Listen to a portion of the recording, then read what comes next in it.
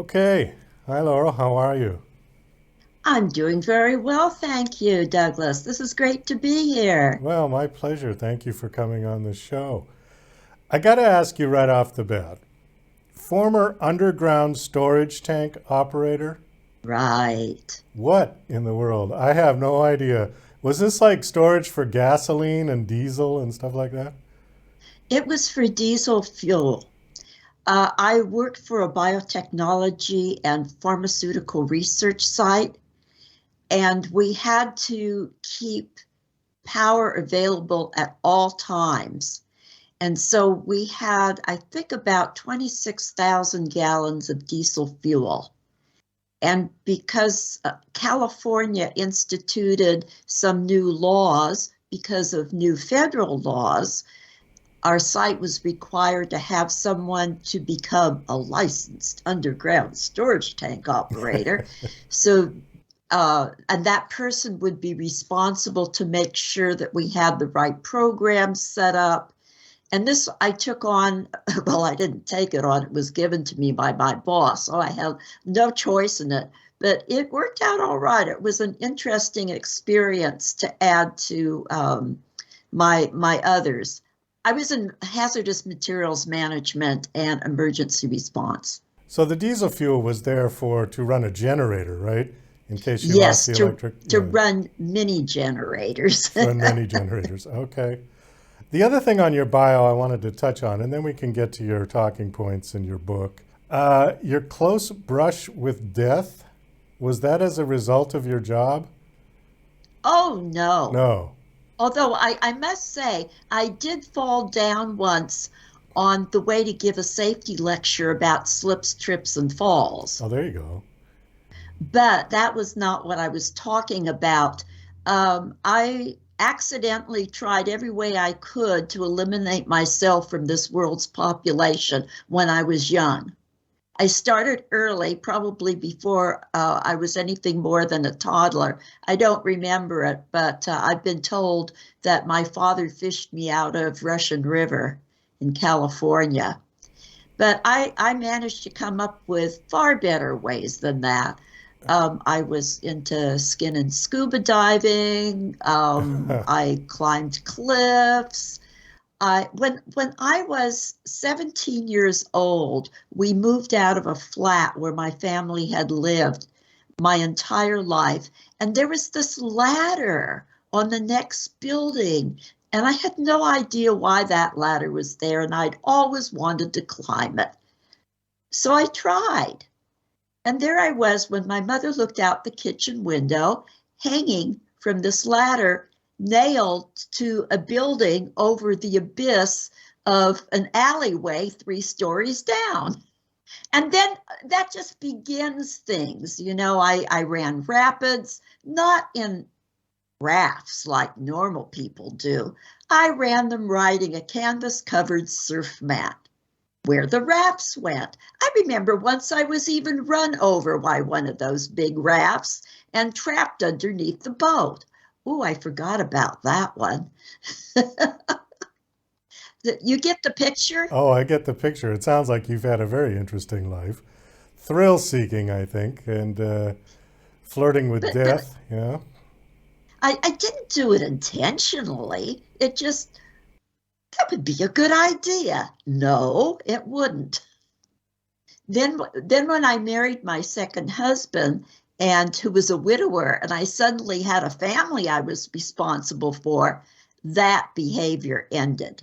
Not because he said anything, because no way was I going to leave him a widower twice. Probably kept you alive, I would think. Yes, Yeah. yes. So when did you start writing? Before I could read, Before you I could would read. before I could read, I would tell stories to my older sister, and she would write them down. And I always had characters talking in my head. I suppose some people would think they were imaginary friends, but they were people getting ready to be my characters.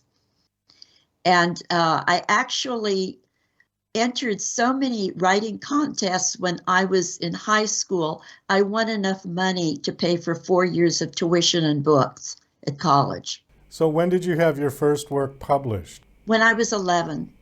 Really? At 11 years Yes, old? Okay, what was it? yes. It was a horrible story, absolutely ghastly. I think they published it because it was the only one submitted, to tell the truth, but maybe not. And I won a whole whopping $2. And let me tell you, back then, $2 would get you into 8 shows, each one a double feature, or one show with popcorn, and then you could do something else afterwards, or go get an ice cream too, and probably make a trip by the toy shop.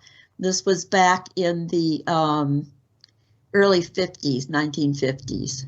Well, $2 would buy you 6 gallons of gas in those days, too. Yeah, Yeah. if I drove, which I didn't, except I drove my mother crazy, I'm sure. So you continued on with your writing, but you did other things in the meantime, right? Like the underground storage tank Yeah, operator.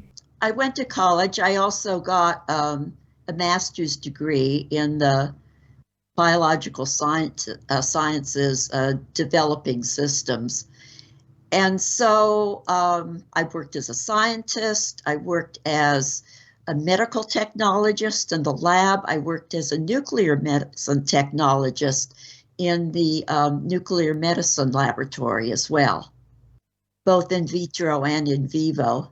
So are you still doing that, or have you retired from that and are writing full Oh, time? I retired. I'm 78 and a half years old, Doug. Oh, I would have never guessed. Yep, I that's would what have I never am. guessed. Well, okay. That's great. I'm glad I never guessed. See, I thought you might have been still working. So let's move on to your book, shall we? Plague of Flies, Revolt of the Spirits, 1846. This is your latest book, yeah? Yes, it is. Okay, you want to give us a little quick synopsis of it? Yeah, I think probably a good thing to do is just a premise. Okay. And that is, what if a young Latina in Mexican Alta California during the early days of the Bear Flag Rebellion, the Mexican-American War, must try to protect those she loves from the U.S. warmongers? And what if a prophecy about a mysterious spirit man that was going to carry her away someday into the night sky came true in the process? And that, of course, would endanger all of her hopes of marrying the man she was in love with, Angela Ortega. And Plague of Flies, Revolt of the Spirits, 1846, is the answer to that what-if question, because the book starts out when the war has only been going for a few days. This is a fiction, I assume. Oh, yes. It's historical fantasy, magical realism. But I did include some a background setting that's true. I just made it into a fantasy magical realism because we have the spirits. But I have when the book opens, Mariano Vallejo has been taken prisoner by the Bear Flaggers, as they were called, and so he's been brought to Sacramento, is imprisoned there, and the U.S. forces are terrorizing his family back in the Napa area. We've got time for maybe one or two of your talking points here. Why are powerful women characters prevalent in your writing? Well, because if they're not powerful, as far as I'm concerned, I don't want to write about them. They either have to start out with a certain amount of power within them, or they have to become powerful as a result of something that has happened. And when I say powerful, I don't mean Wonder Woman. Okay? Okay. I mean the drive that we all have inside of us to do what we have to do as women for our families, for our communities, for our jobs, things that we have to do. Now, my grandmother had to quit school when she was in the 8th grade. She was born in 1889. And so her father died of kidney disease, leaving all of the children without a father and without any means of support, and the house was taken away from them. So my grandmother had to go to work when she was 12 years old. And she wasn't happy about it. She wanted to continue on with school, and she never did. But that's what women did back then. That's what the girls had to do. The guys would go out and be apprenticed in a shop somewhere, and the girls would generally go out and work in someone's home or do sewing, that type of thing. And so she was one of the strongest women I ever met. Deep faith in God. I mean, and she just would keep going until something was done. She taught me what power was like, you know, the power that hides in inside someone. And my father was an abusive alcoholic. We had 3 generations of people living in a 2-bedroom, you know, 1 toilet flat on the 3rd floor in San Francisco, in what was then a somewhat marginal neighborhood. And my sister and myself made a bond with our mom and with our grandmother. And we were invincible. Wow, well, that's a great story. So how long did your grandmother live? Did she live a good long life, or did she die young? Or? She lived till 100. Somehow I knew that. I wanted to ask, but I knew she lived a long time. She sounded she was determined to live, because she wanted to get her letter from Congress that congratulated her on her 100th birthday. And after she got that, she was dead within a month. Isn't that amazing? Wow. Great story. Let's see. We got time for probably one quick one here. Why is it important for teens and young readers to read nowadays? I think they spend too much time on their phones, probably. Reading gives you so much. You analyze things differently than if you were watching a screen or doing something else. I really believe you absorb things differently into your mind.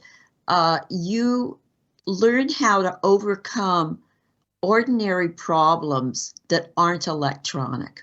Yeah. If you're working, and you learn how to analyze the written word in a way I think that you don't learn when you're watching someone else talk about it.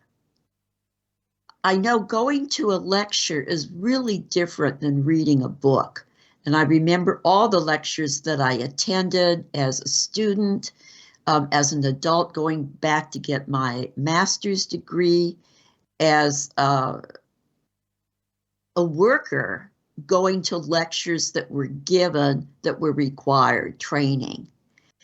And I absorbed things far better if I just sat down and read them and reread them, and I could analyze things differently. And I think this is a skill our youth need.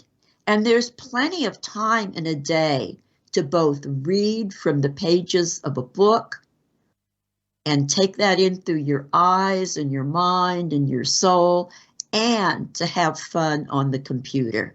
I think there's room in life for both of those if you just manage your time. I agree with you. I couldn't agree with you more. And on that note, we do have to wind this down. Do you have a website that you want to give out?